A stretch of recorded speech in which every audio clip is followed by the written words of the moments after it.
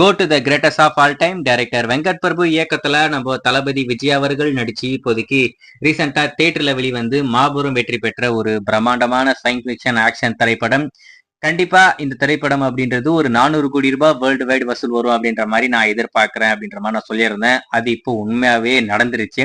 படம் வெளிவந்து 13 நாள்ல வேர்ல்டு வைடு இந்த திரைப்படம் 413 கோடி வசூல் வந்திருக்கு அப்படின்ற விஷயத்த படத்தரப்பிலேயே இப்போதைக்கு அதிகாரப்பூர்வமான சொல்லியிருக்காங்க.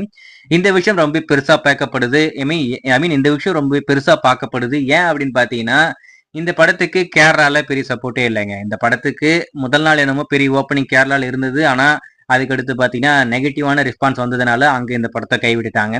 அதுக்கடுத்து தெலுங்கானா, ஆந்திரா அங்கேயும் இந்த படத்துக்கு பெரிய வரவேற்பு கிடைக்கல. பாலிவுட்லயும் இந்த படத்துக்கு பெரிய வரவேற்பு கிடைக்கல. தமிழ்நாடு அதுக்கடுத்து ஓசிஸ் இந்த 2 இடங்கள்ல மட்டும்தான் இந்த படத்துக்கு ஒரு பயங்கரமான வரவேற்பு. அங்கதான் இந்த படம் இந்த அளவுக்கு ஹிட் ஆயிருக்கு.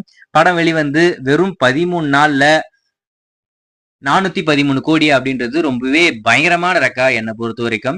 இந்த படம் வெளிவந்த படங்கள்லயே, அதாவது தமிழ் படங்கள்லயே அதிக வசூல் வந்த ஒரு படம் அப்படின்ற ஒரு பேர் இந்த குட் திரைப்படம் இப்போதைக்கு பண்ணியிருக்கேன். இதுக்கடுத்து தமிழ் சினிமால இன்னும் நிறைய படங்கள் இருக்கு. அந்த படங்கள்லாம் இந்த படத்தோடைய ரெக்கார்டை பிரேக் பண்ணுமா அப்படின்றது ஒரு மிகப்பெரிய கேள்விக்குறிதான். அது எல்லாமே அந்த படத்தோடைய கண்டென்ட்டை பொறுத்து. ஒருவேளை அந்த படத்தோடைய கதை, திரைக்கதை எல்லாமே பயங்கரமா இருந்தா கண்டிப்பா இந்த படத்தோடைய ரெக்கார்டை பிரேக் பண்ணிவிடும். அதுல மட்டும் எந்த ஒரு மாற்றமே இல்லை.